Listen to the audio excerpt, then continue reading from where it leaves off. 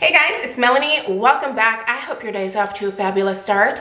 So today we are going to be talking about some tips and tricks, some things that I have done over the years since going gray that have really benefited the overall health and look of my hair. Most of these things that I have done are probably things that are pretty self-explanatory to most people. But the thing is, I think most of us tend to get lazy. We just kind of get going through our day and we're just in auto mode and maybe are not as gentle or kind to our hair as we could be. So hopefully these tips and tricks are either really helpful and informative to you or are a refresher to sort of go back to maybe taking better care of your hair and using these tips and tricks that maybe you even used in the past. If you are just coming across this video here on my channel for the very first time, thanks for being here. I hope you'll stick around and subscribe. But I have naturally gray hair. I went gray very early on in life. It was in my mid-20s that my hair started going gray. And by the time that I got to my mid-30s, after I had my kid, I was just exhausted from coloring it all the time. And I decided to just let it grow in. So I'm now in my mid-40s and I love it. I will never go back. I don't ever see myself coloring my hair again in the future. Personally, I have found that this gray hair journey of mine has helped to increase my self-confidence. I love this hair. I don't know what it is about going gray, but it really helped me feel like I have more empowerment. It makes me feel just a lot more confident in myself. I don't know why that is, but it's a thing, and I'm thankful. I am thankful to feel this way finally about myself. It took a lot of years to get here, but I'm very pleased with this hair color of mine. And if you are going to come here to tell me that it's awful, that it makes me look like I'm 80 years old, that it's ugly, that you hate it, that it's disgusting, that you would never, allow your partner to go gray like this, don't bother. I don't care. I don't care if you don't like it. I love it and I am gonna rock it, and it's just a part of who I am now. It's kind of my signature and I'm personally a big fan. So other people's opinions about my hair color have zero effect on me in any kind of way.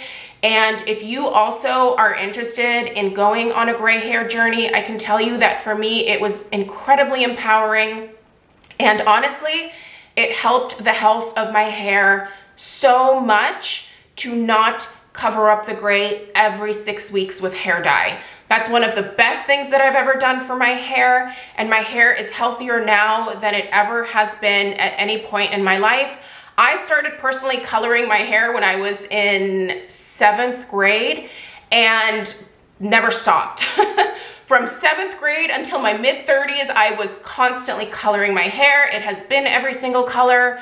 And that was the most damaging thing that I ever did to my hair. So if you're interested in going on a gray hair journey, I can tell you it will absolutely help the health of your hair. But I also completely understand that mentally, for some women, it can be really tough to come to terms with the gray hair. It does, make you feel like you're getting older and that can be a hard thing to face, right? But for me, I'm just looking at life as a journey. I am trying to age as gracefully as I can. I try to take good care of myself, and I think that is probably what helps me kind of embrace this just a little bit more, is that it's just part of that journey. And you don't have to become unattractive after you get gray hair. You don't have to feel like you are no longer a member of normal society just because your hair is gray. You can rock that gray hair. All right, so I have my little list of tips and tricks here. And again, a lot of these might be duh type tricks.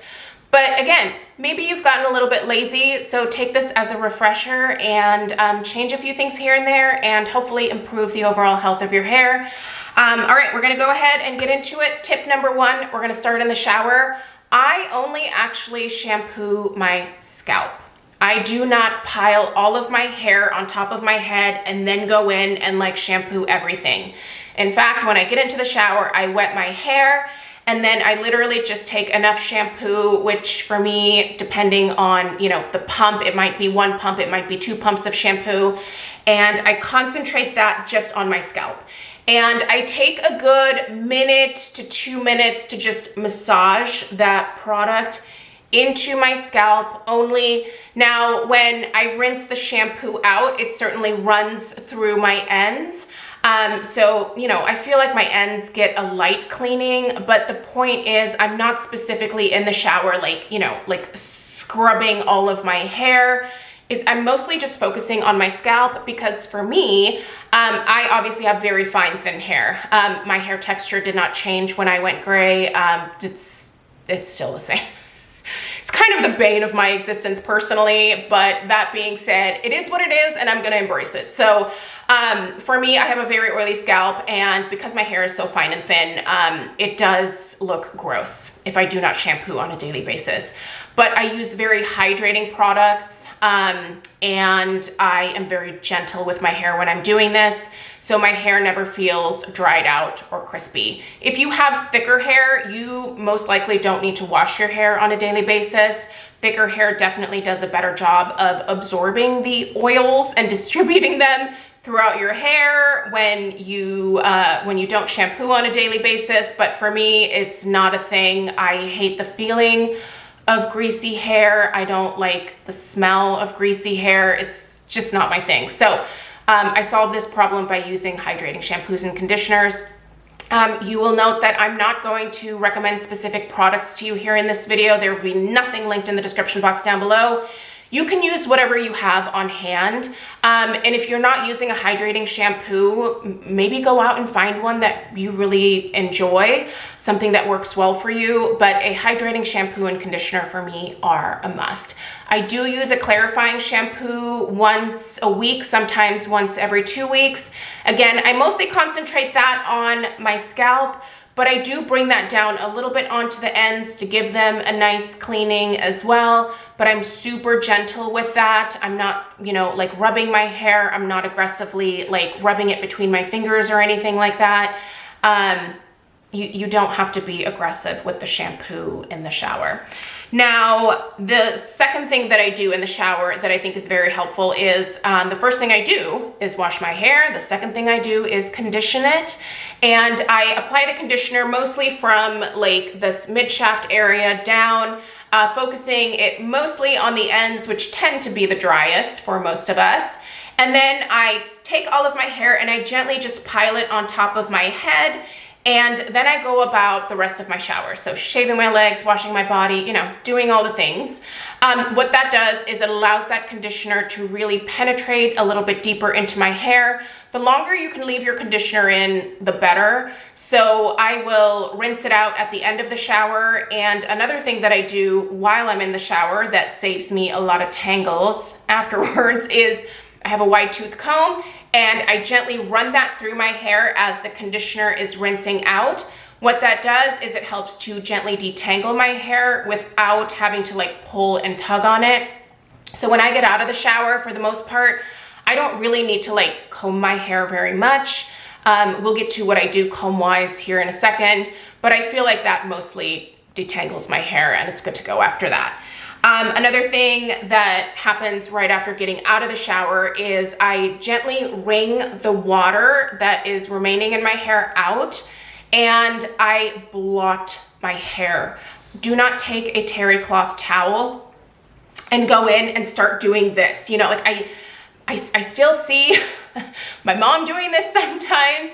My friends tell me that they do this, like, you know, like if you're like out at the beach or something, a lot of times people come out of the water and you just see them like aggressively like drying their hair, and it just always makes me think, oh, you're just roughing it up. So you can blot your hair dry with a towel, and I can tell you it works quite well. You can also get one of those like microfiber, like hair turban type things. You can find those on Amazon. You can use that, but don't rub at your hair with a terry cloth towel. It's gonna rough up the cuticle. It's just gonna damage your hair. So I don't even at this point put my hair up in a towel anymore.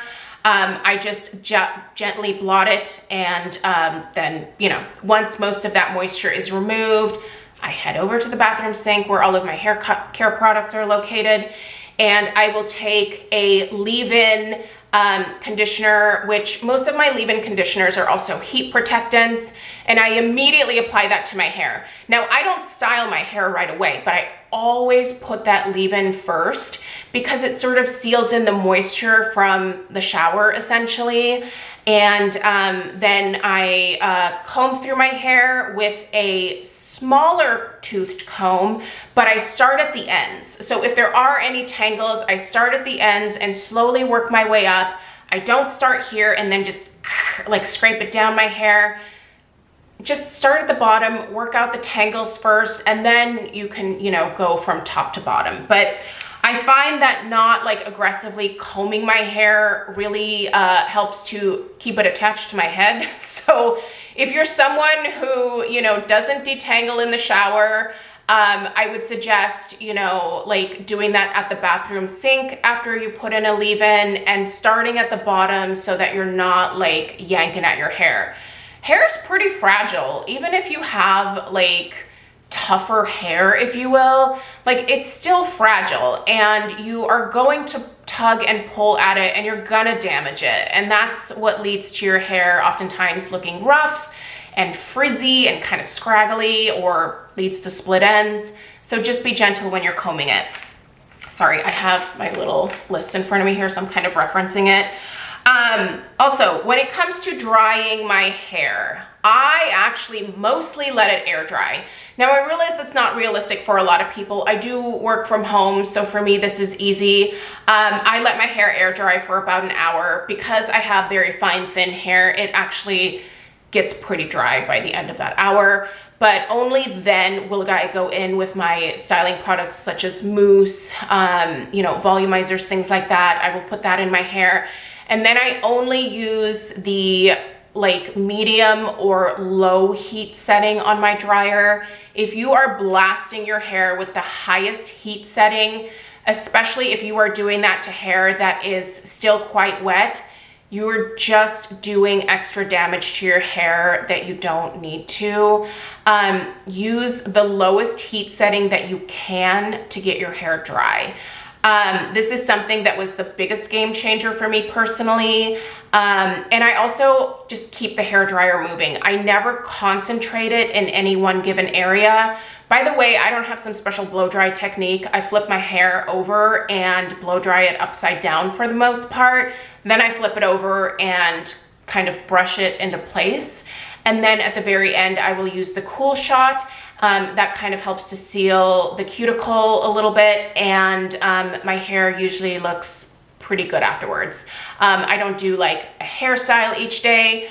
If you are someone who uses styling tools, I would encourage you to try to maybe embrace your natural hair texture a little bit more if you can. I completely get it if you don't like your hair texture, but try to limit the amount of passes that you do with a hair straightener. Try to use maybe a lower heat setting if you can, or, you know, try to like skip a day here or there every once in a while. I do think that heat styling tools are some of the biggest culprits for damaging your hair. And again, I get it if you hate your hair texture and you want to change it, but really all you're doing with that additional heat after blow drying your hair is just continuing to damage it. So that heat protectant, that leave-in conditioner just becomes all the more important for those of you that are doing this daily styling to your hair. All right. Another thing that I do that I think is really helpful to me personally is I don't overbrush my hair. I limit myself to brushing my hair only twice a day. Sometimes I'm tempted to do it more because it's fine, because it's thin. It can certainly get tangled very easily. Sometimes I will go through and I just gently use my fingers to detangle my hair like this. Again, if I come across a knot, I don't just like yank through. I take that little knot and I try to like, you know, kind of separate it. Stop yanking on your hair. If you're doing that, you are gonna cause it to snap, and you know that you've come out, you know, every once in a while with some handfuls of hair when you're just like, oh crap, shouldn't have done that. So be gentle with your hair. Don't overbrush it. Don't overcomb it. I think twice a day is probably plenty, and you don't need to do like 100 hair strokes. I remember being like in high school in the 90s, and I came across an article probably in like 17 magazine or something.